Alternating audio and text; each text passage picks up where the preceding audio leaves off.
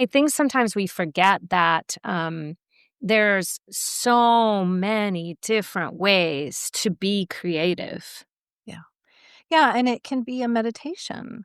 Mhm. I mean, I definitely have people coming that want more of a cathartic experience of working through the arts, that, they wanna create grief rituals for themselves, or they wanna do a performance around their trauma, or I've had people do really very cathartic work, but I've also had and really support that idea of art can be so soothing and meditative, and just all those examples you just said, it's like knitting. I know someone that's a knitter, and I mean, that was her path to recovery. And so just there's these things we can do that help us slow down, help us kind of just process our experiences through that arts practice. Welcome to the Sober Edge podcast, inspiration for alcohol-free living. I'm your host, Terry Patterson, functional nutritionist and This Naked Mind senior coach. The Sober Edge is a place to explore the infinite possibilities on the other side of drinking. In a culture soaked in booze, discover the wonder and joy of taking a different path. Meet real people living lives of purpose and passion. Learn the truth behind the alcohol myths and get ready to be motivated, inspired, and astounded by what is possible with the Sober Edge.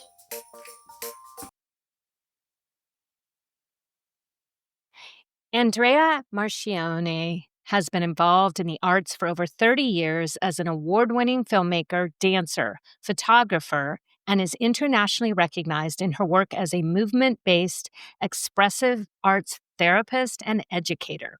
Since 2002, Andrea has mentored thousands of students as faculty member of the renowned Tampa Institute, the WHEAT Institute in Canada, and through her thriving business, Art Cures, where she coaches clients and teaches courses.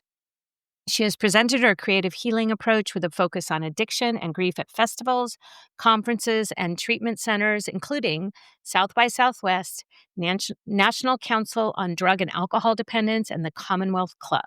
Andrea's films include When the Fall Comes from 2014 and the award-winning documentary The Creative High, 2021.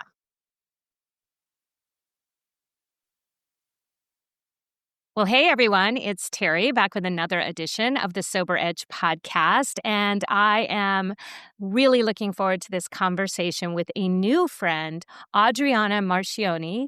And Adriana and I have just connected over her beautiful offering in the world called Art Cures. So today we are going to talk about somatic healing, creative art healing, where the intersection of trauma and grief can be supported through being more creative. And, one of the things I'm most interested in, Adriana, is this idea of how we regulate our nervous system through becoming more creative, even if we don't identify as an artist. So welcome to the podcast. Thank you, Terry. It is just fabulous to be here with you. Yeah, we have so much to talk about. And I want to know from my listeners and also from my own interest is, how did you get started in this field? I know you're trained as a therapist, but how did you take on this particular lens? Yeah, there's so much to tell about that. So I'll just, in a nutshell, I'll just give you the short version. I started out my life work as an artist. I went to art school in rural Ohio, to college there, and studied photography and mixed media. And so I thought that I was just going to be an artist. So that was my plan, is I'm going to do this photography gig and figure out how to be really a fine art a photographer, which is quite a task. And then I as I started getting into it and was dealing with my own limitations, mental health issues that were really surfacing during college. They were surfacing as a young adult and teenager as well, but they really came to a head when I was in art school. And after, when I graduated, I think just I got very lost in many ways, in many respects, and ended up hitting bottom, or, as sometimes we say in recovery, but really hitting a wall with my mental health, with alcohol, and just the way I was living my life was just, it was very destructive and chaotic. So I started to heal.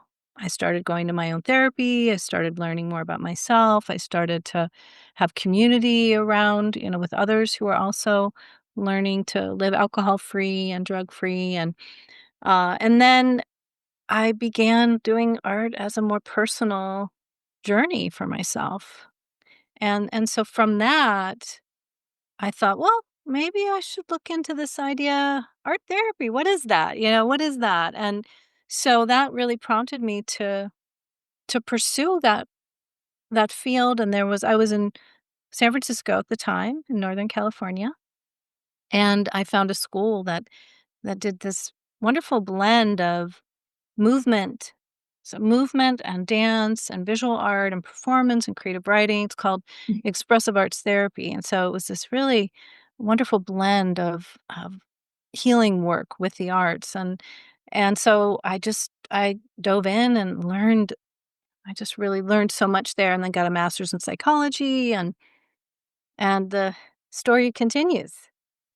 Yeah, you shared with me, and people can find this on your website too, Adriana, but that you're also a filmmaker, and you just mentioned something really interesting there around movement. So, can you help someone who doesn't understand a lot about healing through the arts, how something like writing or photography or filmmaking also connects to the same part, and maybe I'm wrong in saying this, so help us all, but I'm thinking it connects to the same part as the movement piece.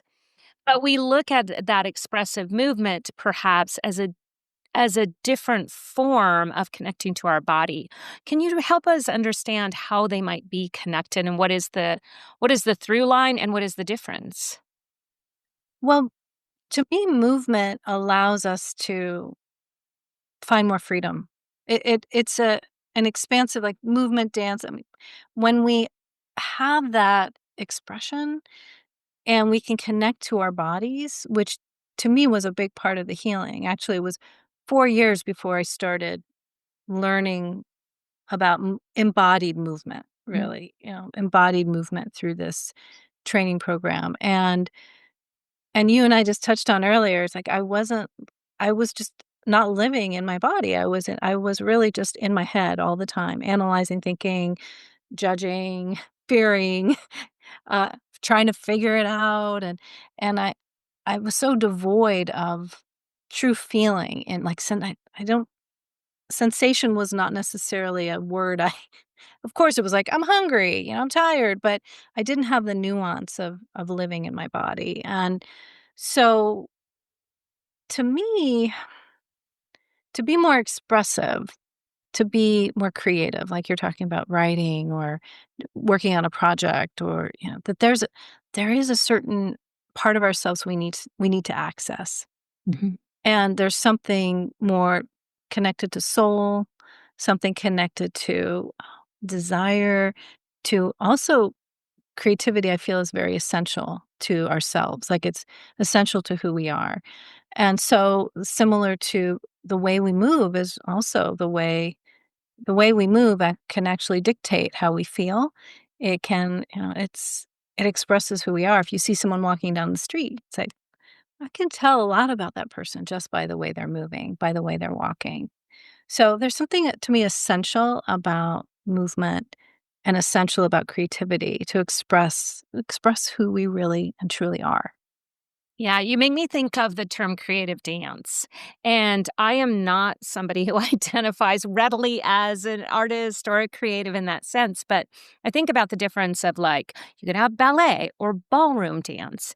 And so then you have this ability to sort of live out the inside. So you're not doing prescribed steps, which is movement, but the expressive part of creativity is what you're really talking about here. It's that inner part of you that comes in that outward now expression. Yes? Yes. Yes. Yeah, it's different than structured, a real structured dance or something that you're fitting into a mold of whatever other people do.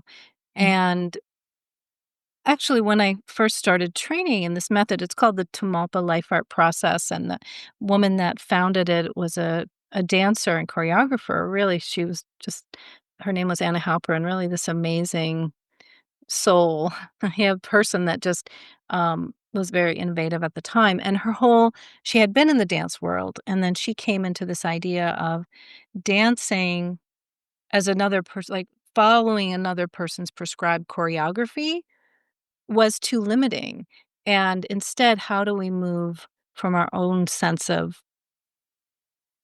our own impulses, our own inner landscape? Like, how do I move in the way that feels more authentic to who I am? And so she really started developing all this dance work, and she had dance troupes, and then it became a training program eventually around more of a true expression that leads to eventually healing work as well. I actually had a cool experience where I went to a sober women's event, and my listeners know I've talked about the Sober in the City events, and this one happened to take place in Maine. It's just 2 years ago now, and we had an ecstatic dance party. And I understand that kind of bubbled up from the recovery world. If I am understanding correctly, that was what I got out of it. But it was really cool because it was about dancing for yourself and by yourself in a group. And so the only thing we had in common was the music. And they used a variety of music from African drumming to classical to, didgeridoo and just all kinds, bagpipes and, music we might even recognize, but less music we would recognize and more music that would pull from us this idea of how we wanted to express. And we were invited to close our eyes, and some people laid on the floor, some people crawl. I mean, it was very interesting and fascinating. I really enjoyed it. And so I think that's something that maybe some people in my audience have heard of. And it speaks, I think, a little bit to what you're talking about, how this can be a healing place. Yeah, yeah, exactly. Ecstatic dance. There's also five rhythms. There's something called open floor, and there's Nia. There's all these forms of dance expression now. And this Tamalpa work I'm talking about, it was very aligned and kind of came up at the same time with a lot of these other dance forms that we're developing that were more free, more free form. And so, yeah, yeah, what you said is exactly it. It's just, it's allowing yourself again back to that listening, like, what am I experiencing inside? What emotions might be here? What does my body want to say? And instead of doing it through, talk therapy or something like that, where you're having a dialogue, that you're actually following something very deep in within the self, deep within your experience in the moment. And then what's lovely about something like ecstatic dance or five rhythms, these different forms, is also you get to connect with others. And so when you're in a group situation, there's it's the party it's not a party experience, but it's this ability for me, like, I would always dance when I was drinking. I would always dance in the club, dance at the bar, and I was drunk when I danced, and it was just wild and free, and there was something great about it, but this is so different when I learned to dance from a really true sense of ecstasy, play, there's freedom, and sometimes also there were times when, dancing the pain too. So I learned also how to dance the pain. Mm. Yeah. So I'm curious about, we've been talking about movement and dance. Tell us more about how, and I could be wrong. I mean, I'm just coming to this as a novice. So I'm curious about how, like, something like creative writing or painting could also be used to help in this healing process using the creative part of yourself. So, very simple way to think about it is, let's say journaling. People often journal. That's a very straightforward thing. Mhm. that you have thoughts and feelings and you just want to get them out. And so you journal, write about them. And that's a way to intimately share your thoughts. And so it's similar. It's almost like a form of journal writing or a form of process, but instead of words, even though it might be words, let's say you're doing poetry or it's like creative storytelling, but also let's say it's a painting, so it's coming out that internal experience. I'm having this feeling about the loss I just had, or I'm struggling with chronic pain, or the list goes on. Whatever's present, that finding shape, finding color, finding ways to express it that might tap into something beyond words. Because a lot of times when we're having a deep emotional experience, words can be hard to grasp. So a lot of what I try to help people do is like let's find other forms to express what you're struggling with. Let's find other forms. And it might be a little out of the comfort zone, but sometimes it can open up a whole new world. Yeah, it can open up a whole new way of experiencing yourself, but also I'm just trying to kind of there's something right on the tip of my tongue. Not only that, but it's like you're learning a new language. Mm. And so when you learn a new language, again, it gives you more freedom. It gives you more expansion, the ability to learn more about who you are. Yeah, you're reminding me. I was just talking with a group of coaches I work with, and we were talking about some of the ways that we start our coaching sessions and group coaching. And I said, sometimes rather than asking people to like type in the chat, how you're feeling, I say, if you were a color, tell me. Or if you had an internal weather system, Right. what is that? What's the weather report?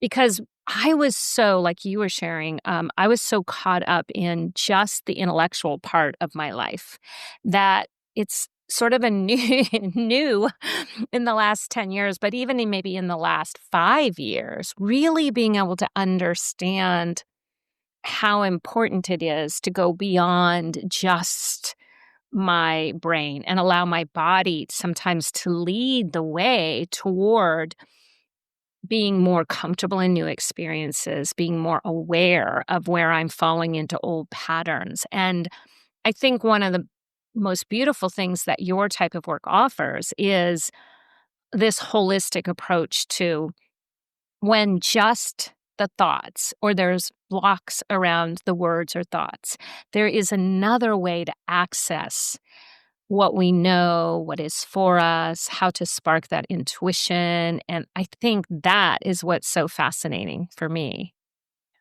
Well, and also what you just spoke about is when we move into more of a metaphoric way or a poetic way Mhm. of experiencing things or expressing ourselves, like and I also have used that is if there was on the chat or otherwise, if there was a color that might describe your mood or yeah, what's the weather report? I think those are such great ways to access something in ourselves that might be a little surprising or might be illuminating. And so that metaphoric way of thinking that can tap into like, let's say, like, how I often say, like, I work a lot with grief, and I've said, if you could find a metaphor for the way your grief feels or how you're experiencing your grief. And so, are you in the deep end, or are you feeling like it's a waterfall and you're just drowning in in the emotions of it? Or do you feel like you're on an island and isolated? And I think sometimes when we tap into those metaphoric ways of understanding our experiences, it can give us new insight. Mhm. So I'm wondering when people come to you to work on either trauma, grief, recovery, are they coming in a group setting or do you typically work with people individually? Yeah, I've done both over the years. I still do a lot of individual work with people and have been doing that for since 2000 to 2001, 2002 I started my practice, when I was really just out of school. I just went right into it. I just was so eager to work and my my master's was all about working with people in recovery, addiction recovery. Um, so my first group was actually a group of people who were, wanted to work on their recovery through the arts. And so I've done retreats for people with addictions and eating disorders, and in the Santa Cruz Mountains, actually, back in California near Los Gatos, which I know we talked about, place you know very well. And yeah, so I've done lots and lots of groups over the years, and but then also maintained consistently individual practice with people as well. So I think it's a different. To me, I love having both. I'm often just finding ways to teach or supervise and coach people in the work, and then also, yeah, just have that more intimate connection. Mhm. Yeah, beautiful. So, one of the things that I think holds people back, and I'm sure you hear this all the time, is I'm not creative. I don't consider myself an artist. I remember Brene Brown saying, everybody's a maker.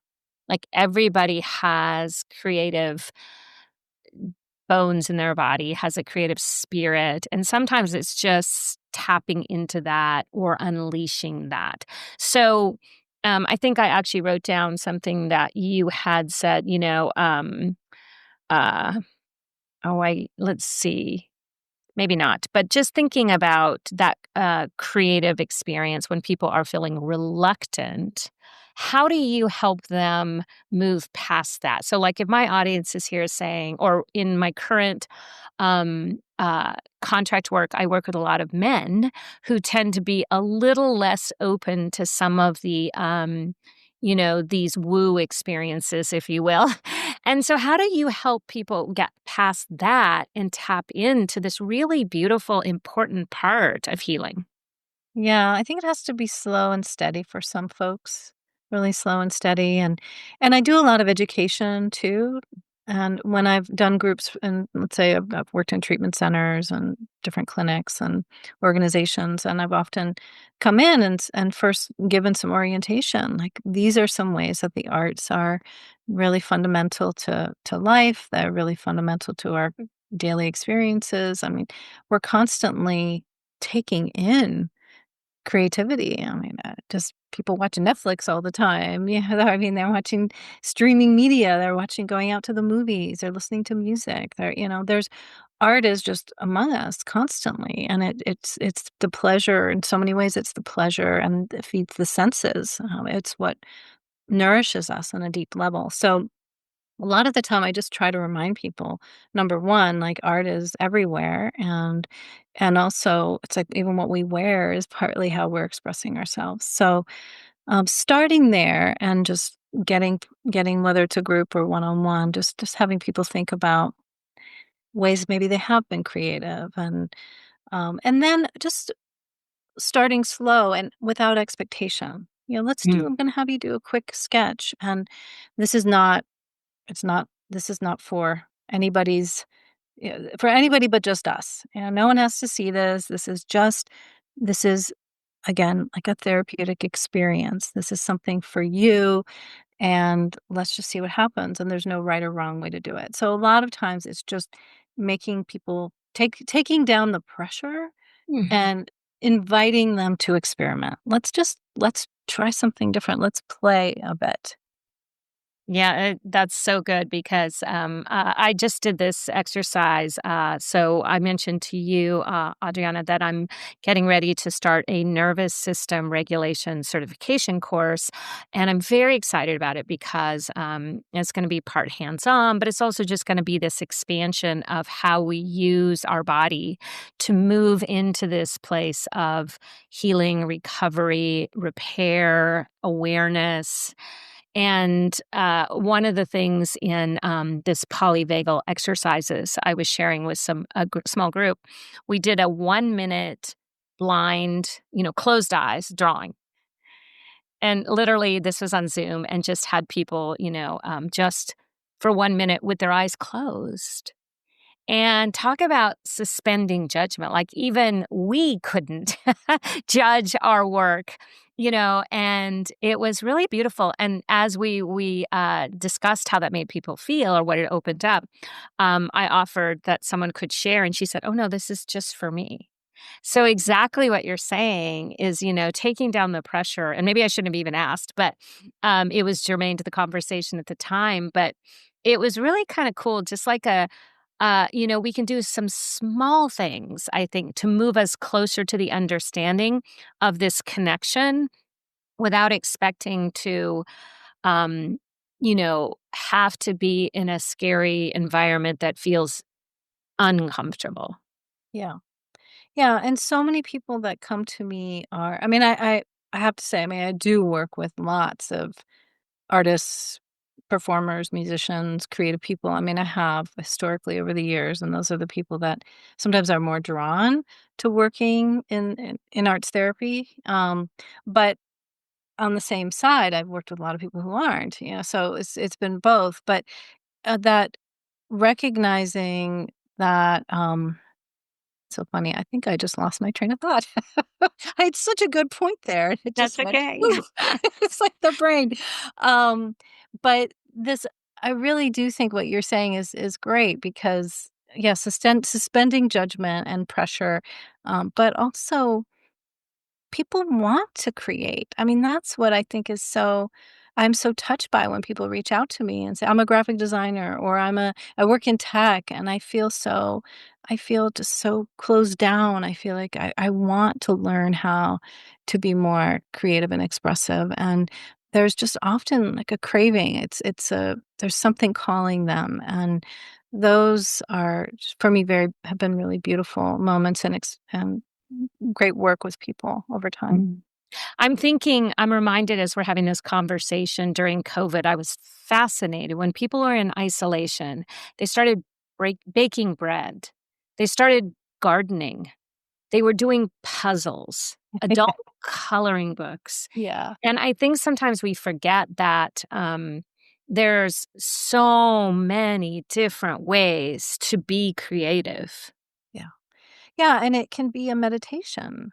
Mm. I mean, I definitely have people coming that want more of a cathartic experience of working through the arts, that, they wanna create grief rituals for themselves, or they wanna do a performance around their trauma, or I've had people do really very cathartic work, but I've also had and really support that idea of art can be so soothing and meditative, and just all those examples you just said, it's like knitting. I know someone that's a knitter, and I mean, that was her path to recovery. And so just there's these things we can do that help us slow down, help us kind of just process our experiences through that arts practice. I have a funny knitting story. My one of my mentors, a man, he said that he used knitting in his early alcohol-free journey, and he said it's hard to drink when you've had two knitting needles in your hand. Like there's no way to drink, and so I always think of that. Yes. Yeah. Crochet, I don't know. It's only one hook, but yeah.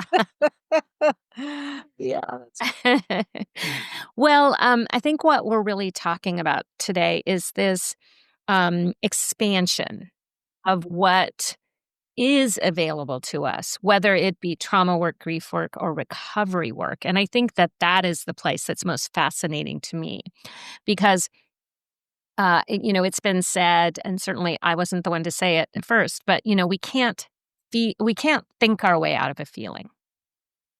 And so this opportunity to realize feelings, I'm not quite clear on my feelings or how to interpret my feelings. I've lost some of my intuition. I firmly believe that when we're drinking and over drinking, we dial down our intuition because that we've broken trust with ourself. And so when we're in that messy place of trying to get back into that place of trust, I think that, learning that we can be in a safe place to explore, experiment. And even you and I were talking about just the fight or flight. We can't be in a place of stillness and creativity of either the deep work of writing something, even cooking, and be hijacked in our nervous system. At least it doesn't work very well. And so that place of safety is so essential. Yeah, I was just talking about this earlier today, that how I've been realizing, I mean, I've been on this path for a really long time, for many decades now, this healing path, and I'm still uncovering ways that I feel unsafe. I'm still uncovering ways that my system goes like danger, danger, danger. Mhm. And it's so much of why I drank. And it's so much of, I think, we're navigating so much, these days in the world. I mean, maybe we always are, but it's definitely there's a lot of hypervigilance, just trying to Mhm. stay like somehow, just on top of like, oh my God, like every day there's a new drama. Um, so stabilization, that idea, I mean, a lot of times I have just really found that people come to work with me and they have grand plans of what they wanna do, but first they have to find some stabilization in their nervous system. Mhm. They have to find some ground and resource so that they can start doing the work that they really are dreaming about, whether it's writing that book or going back to school for a certain creative endeavor or just in general, like expanding their life, that sometimes there's this disconnect between what we really want and what it's not quite the time yet because, as you said, like before we can expand, we need the roots. Before things can grow, we need to really feel those roots of safety or nourishment or just a sense of balance. Mhm. I love what you said there, and I wanna ask you about the opposite, because I would imagine in your work, and I'll just start by saying that one of the modalities that I really have discovered early and continue to practice is tapping. And what I love about tapping is I am not, typically someone who cries. I don't have a lot of tears that are readily available. It's not one of the ways that I process readily or easily. But when I do tapping, that's often the place that I will shed tears. And so if you don't know what emotional freedom technique is, you can go back a couple episodes ago. I talked to a lovely woman, Sophia Graniella. We talked about tapping, and that is where we're using dialogue and acupressure points. So we're kind of connecting the somatic to the safety and to our thoughts. And so I would imagine that some of this work that you do, people crack wide open. Yeah. And so it's where it doesn't feel like safety, perhaps. It feels like a flood of emotions and wild experiences and maybe that waterfall you were talking about. So how do you navigate that by using this creative forms?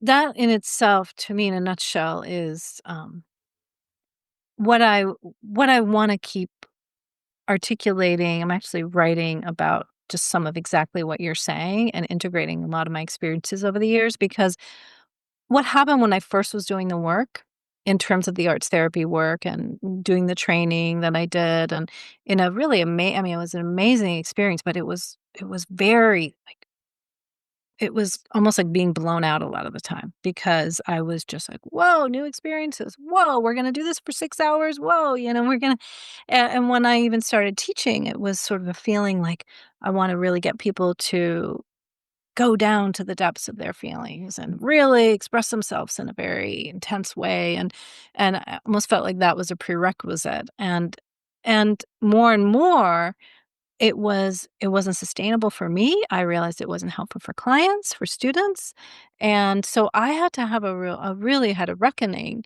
and started working with a trauma therapist and doing the work of somatic experiencing um, and that changed everything for me because as a creative person too, when I was drinking, it was like, I had no boundaries. I didn't have filters. I would just so many things that I did at that time were not healthy for me, and also, even though my art sometimes turned out really great, it was not in terms of my mental health, it wasn't coming to, they weren't coinciding.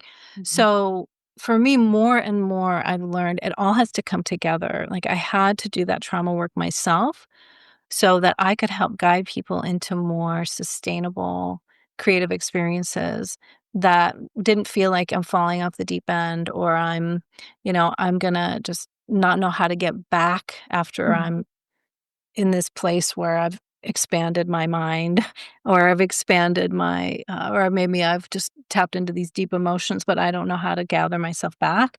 Mm. So for me, it's really important that whatever I do, whether it's group work or one-on-one work, that I'm giving people lots of resources to take it at the pace that's right for them. Thank you for that because that just, yeah, I think that for me personally, sometimes I get afraid to, have too deep of an experience. And what you're saying is what you said before is that when we are grounded, when we have the roots, when we understand what safety feels like, we've got that home base where we can come back to, and we know and recognize that.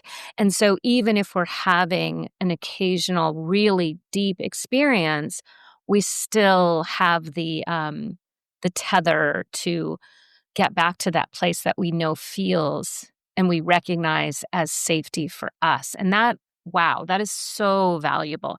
I think it's one of the things, Adriana, where so I studied with This Naked Mind. And so to me, after having many years of out of body experiences, out of mind experiences with drinking, I don't want to do that anymore. Yeah. And I really don't want, so things like people talk about plant medicine and they talk about these experiences, and I'm kind of terrified. It's like, how will that feel safe? How will I find my way back? And so that's the closest I can come to how I feel about maybe how some people might feel about venturing into the unknown when it comes to expressing yourself in new ways through your body, through your creativity.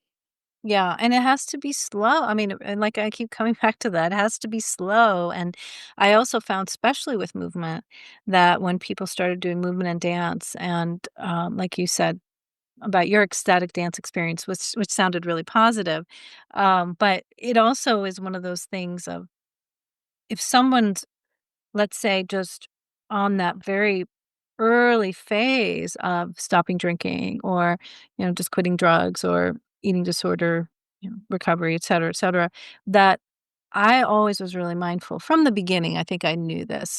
But I sort of came to me more and more while I continued my work. That is such a tender place, and movement can evoke so much so fast.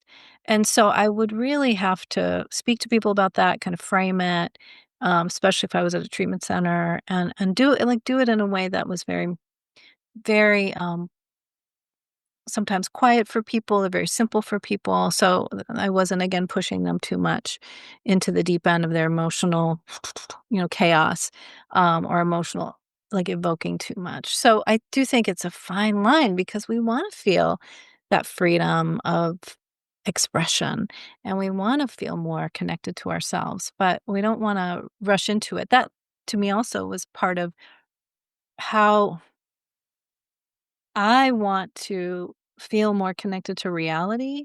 I don't wanna feel less connected to reality. I wanna feel more, like, alive, Mm. but in a way that feels good to me, that doesn't feel scary or pushes me into a place where I'm disorganized. Yeah. Thank you for that again, because I think it really is valuable for people to understand that they can explore this and take it slow, learn, especially working with someone like you, what their, how to be grounded and the education that you mentioned that is behind it. You've mentioned that a couple of times. I think it's so valuable because it's just like the coaching work that I do. People don't understand that the conversations we have around alcohol is like 10%. It's all about why we were drinking and what's coming up now that we are having to actually feel the emotions as opposed to repressing them, avoiding them, stuffing them, all of that. And so, that's what's so beautiful about the this connective piece that you do. It's just this lovely holistic approach to how we can continue to work on the safety part so that we are willing and able to explore, because isn't it beautiful the more we get to know ourselves? I mean, that's really the gift in all of this. It sounds so trite to say, but, I'm really glad I had this challenge in my life, because it forced me and allowed me and invited me to go deeper. Yeah. Right, right, and to learn and just to continue to me, it's like this constant recreating of myself. That was one of the I think that was one of the first groups that I was that's what I called it, was recreating ourselves, and to me, I find over and over again, I come back to that concept that I'm always evolving, as I continue to heal, and I'm learning more, and I'm getting more attuned to what I need, and sometimes it's surprising. I think, "Oh, haven't I gotten over that?" No, I haven't. Like, there is still, like, fine-tuning, and there's still so much more that I wanna learn about being human and, yeah, doing it in the way that we're both doing it, alcohol-free. Yes, yeah, the human part, that is the gift and the challenge, right? Yes, To exactly. human and to human together, and gosh, the work that you do is so important, because if we can express ourselves more openly, we can see the humanity inside of each of us. And I think that, where we've come in this day and age, particularly here in America, not to get political, but we just see such a divide, and we're having such a challenge seeing the human part because of the masks or the rhetoric or the defenses that we have up the walls. And so I see this also as an opportunity to kind of break down some of those walls and to help people connect in that creative place where, "Oh, I see your soul. I don't see your political affiliation or your thoughts about trans athletes." I mean, crazy things that we have popping up for us in this day and age. But it's such an important thing to go deeper. Yeah, and the people from all I mean, I've worked with people internationally, I've traveled and taught, I've also been a part of really mixed groups of folks coming together and seeing that the arts is the common ground, that when it's also there's not it's almost like its own language, like I said, right? So let's say we're dancing together, or we're all painting together, or we're making music together, or or we're a variety. We're doing all of them at the same time because I love to mix it up. But that when we're doing that, it's a very human, like it's a human to human experience, and it's not about in many ways the trappings of my life or my political experiences or even my background sometimes. It's just I'm right there in the moment finding that expression and relating. Mhm.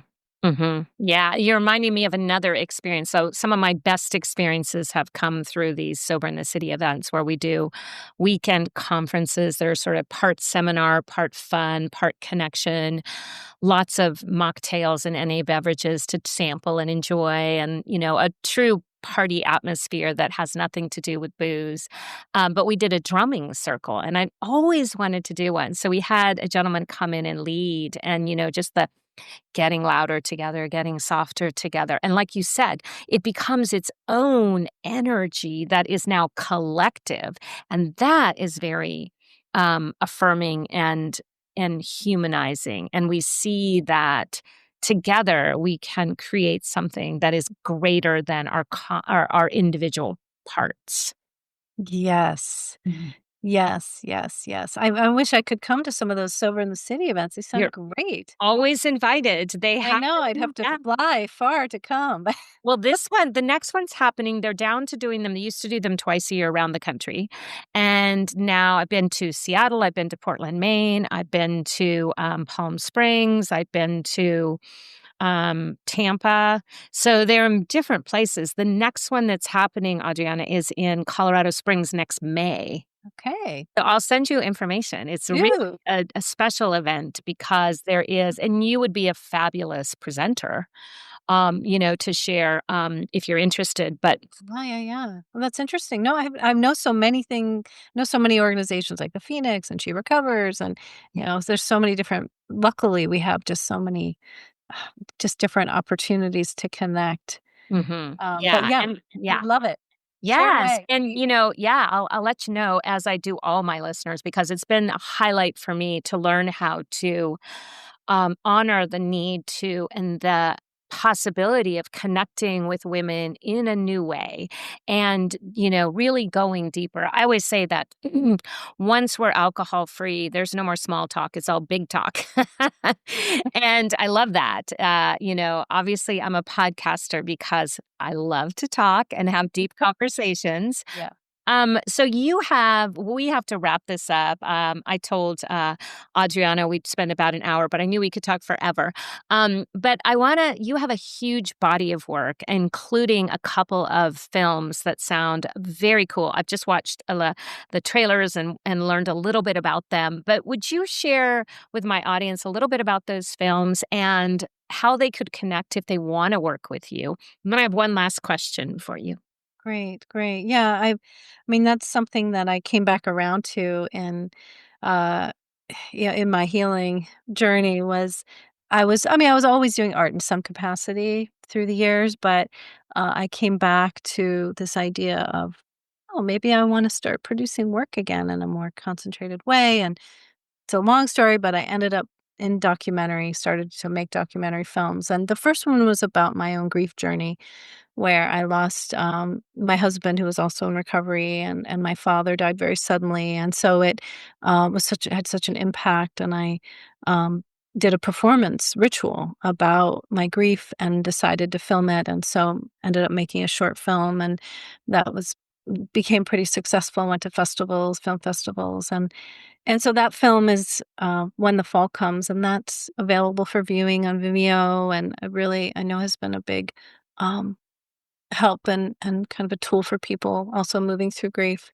and that want to learn about the creative process Mhm. as an avenue for healing.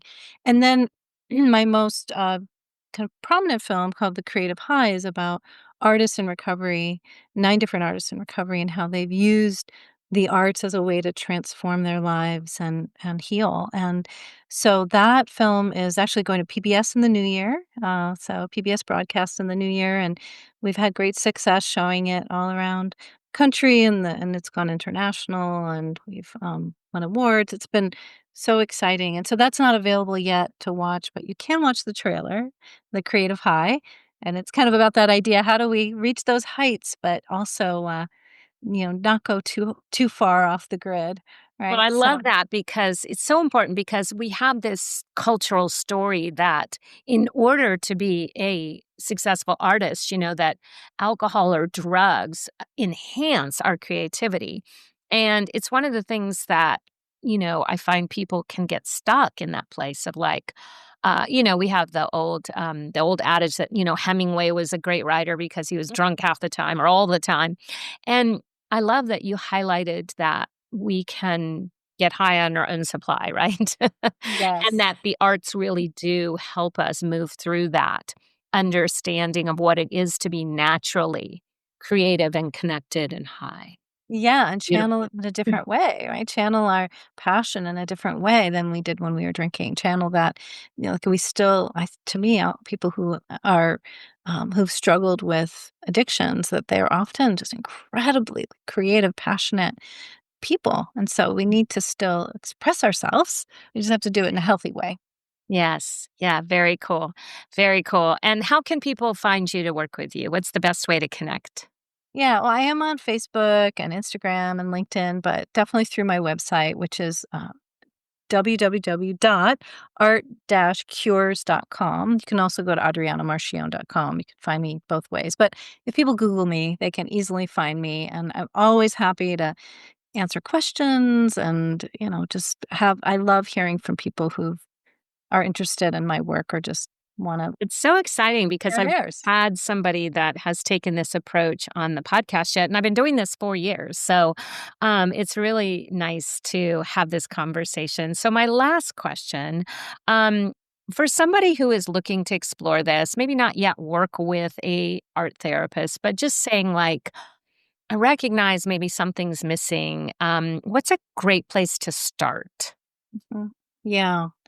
A great place to start is to just to me, it's back to that art journaling idea, that journaling idea is to get some pastels or go get some colored pencils or watercolor paints. I mean, you can go to an art store, art supply store, or craft store, and just see what attracts you. Just look around and be curious about what you might want to play with or try. And or like if people want to do a little dance, sometimes it can be just okay. I want to spend a little time meditating in movement. Just find a song that you love and just play with some really simple movements or just dance like no one's watching because they aren't. Dance in your own living room or kitchen. And so I think just keeping it simple could just be 5 minutes to do a little sketch in your journal or to dance to a song or if you're interested in music, sometimes it's just letting yourself experiment with an instrument that might be easy to play. And yeah, so lots of ways just to like dip your toe in and play. Yes, play is such an important part. And I think we underestimate how powerful it is for us as adults because, again, play is that place of we must be in a safe, regulated part of our body to allow it.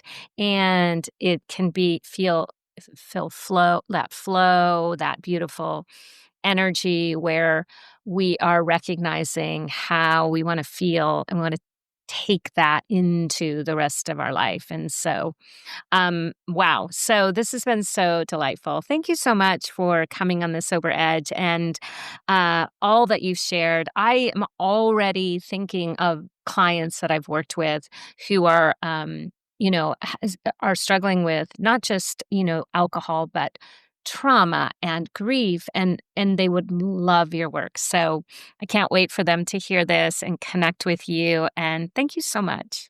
Thank you, Terry. Yeah, I feel like there's a lot of common ground here and I want to stay connected. So I'm so glad to meet you.